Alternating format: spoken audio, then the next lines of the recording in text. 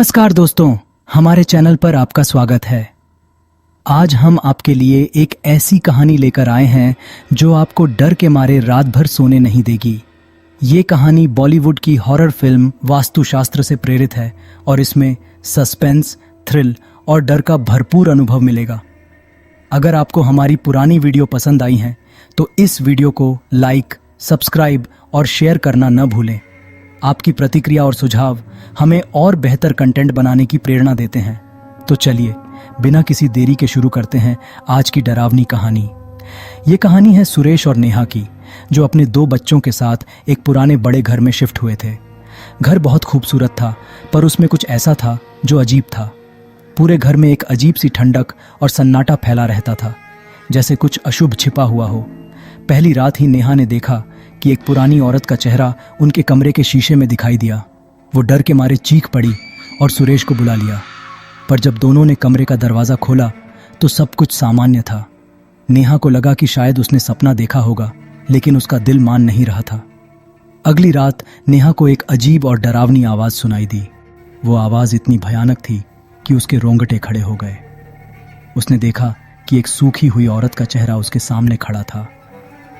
नेहा का दिल दहल गया। उसने डर के मारे अपने बच्चों को देखा और सोचने लगी कि आखिर ये सब क्या हो रहा है। सुरेश ने नेहा को समझाया, तुम्हें वहम हो रहा होगा, शायद तुम्हें थोड़ा ज्यादा तनाव हो गया है। लेकिन धीरे धीरे दोनों ने महसूस किया कि घर की दीवारों में एक अजीब सी हलचल है, जैसे कोई अदृश्य शक्ति वहां मौजूद हो। एक रात नेहा का बेटा उसके पास आया और बोला, माँ, मुझे वो औरत दिखाई दी थी। वो हमेशा कमरे के दरवाजे के पास खड़ी होती है और मुझे देखकर मुस्कुराती है। नेहा का दिल दहल गया। उसने सोचा, क्या ये सच में हो सकता है? नेहा ने उस कमरे में जाकर देखा तो वहां ठंडक फैली हुई थी और एक डरावनी हंसी की आवाज सुनाई दे रही थी। नेहा ने तुरंत दरवाजा बंद किया और वहां से भाग गई। नेहा ने यह सब कुछ सुरेश को बताया, लेकिन उसने इसे गंभीरता से नहीं लिया। तब नेहा ने एक पंडित जी को बुलाया। पंडित जी ने कहा, यह घर एक शापित आत्मा के कब्जे में है। इस आत्मा को शांत करने के लिए एक विशेष पूजा करनी होगी। सुरेश ने पूछा, क्या यह सच में मुमकिन है? पंडित जी ने जवाब दिया, अगर तुम लोग इस घर में रहना चाहते हो तो तुम्हें इस आत्मा को शांत करना होगा। उसी रात जब पूजा हो रही थी, घर की सारी लाइट्स चली गईं और चारों ओर अंधेरा फैल गया। नेहा ने देखा कि वो औरत, जिसका चेहरा कभी भी सामान्य नहीं दिखता था, कमरे के कोने में खड़ी थी। उसने कहा, तुम मुझे कभी भी इस घर से नहीं निकाल पाओगे, मैं हमेशा यहीं रहूंगी। सुरेश ने देखा कि वो औरत धीरे धीरे उनकी तरफ बढ़ रही थी। उसके चेहरे पर एक भयानक मुस्कान थी, जैसे वो सबको अपने साथ ले जाना चाहती हो। सबका दिल थम सा गया। नेहा और सुरेश डरते डरते पंडित जी के पास भागे, लेकिन वहां पहुंचने पर देखा कि पंडित जी भी बेहोश पड़े थे। उन्होंने कहा कि किसी घर को छोड़ने की कोशिश मत करना, ये आत्मा तुम सबके साथ हमेशा रहेगी। पंडित जी ने सुरेश और नेहा को बताया था कि ये घर शापित है और यहाँ एक भयानक आत्मा का बसेरा है जो कभी शांत नहीं होगी। ये बात सुनकर दोनों के दिल में डर बैठ गया था, पर उन्होंने सोचा कि एक और रात यहाँ रुककर इस डर का सामना करना ही पड़ेगा। रात के 12 बजे थे। घर में गहरी चुप्पी छाई हुई थी। नेहा की आंखें नींद से बोझिल थीं, पर जैसे ही उसने अपनी आंखें बंद की, उसे लगा कि कमरे में कोई उसकी सांसें सुन रहा है। तभी कमरे के कोने से अचानक से एक परछाई उभरने लगी। वो परछाई धीरे धीरे नेहा की ओर बढ़ने लगी। नेहा की धड़कनें तेज हो गईं, पर जैसे ही उसने हिम्मत जुटाकर उधर देखा, वो परछाई अचानक से गायब हो गई। सुरेश भी इस डरावने माहौल में बेचैन था। तभी उसे हॉल में किसी के चलने की आवाज़ सुनाई दी।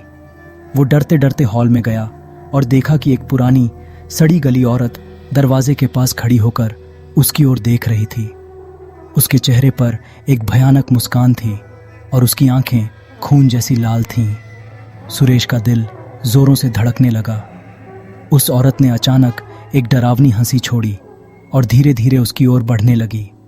सुरेश की चीख निकलने ही वाली थी कि वो औरत अचानक गायब हो गई, लेकिन उसकी हंसी अब भी हॉल में गूंज रही थी।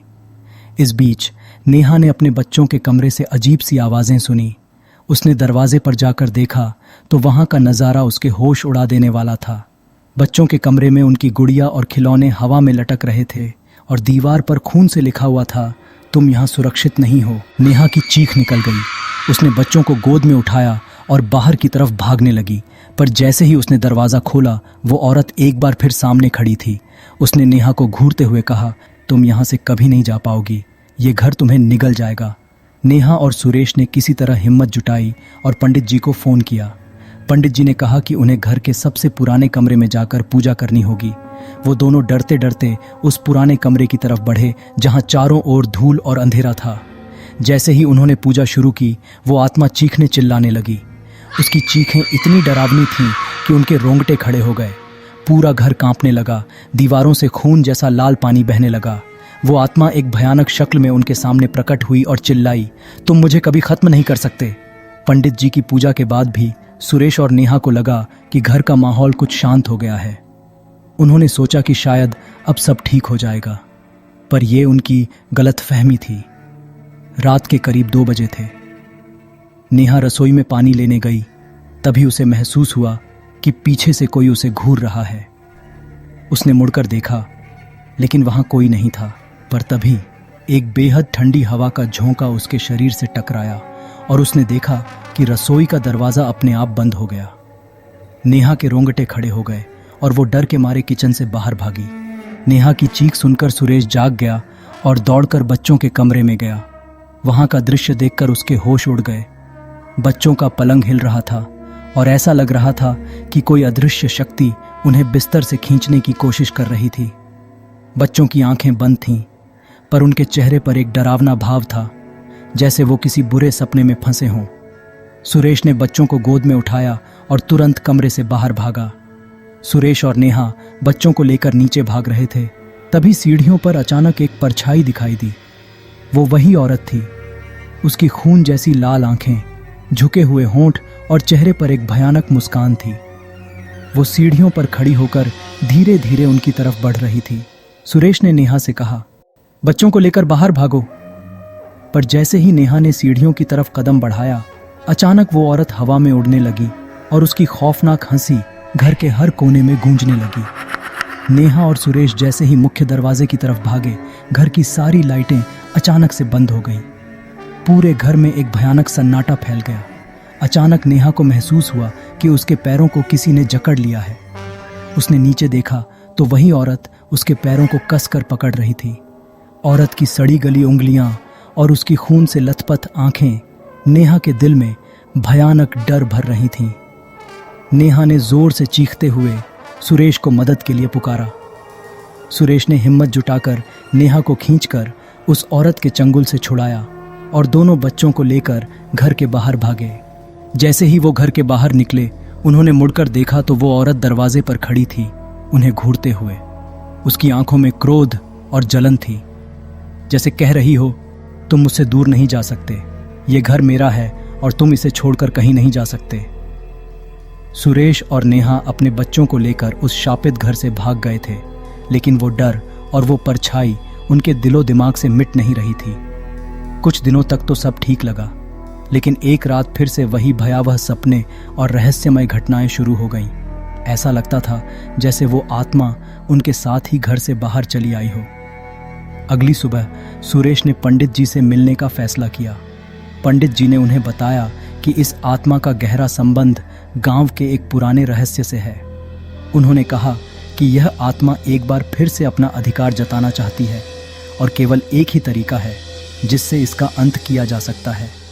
सुरेश और नेहा को वापस उस शापित घर में जाना होगा और वहां एक विशेष पूजा करनी होगी।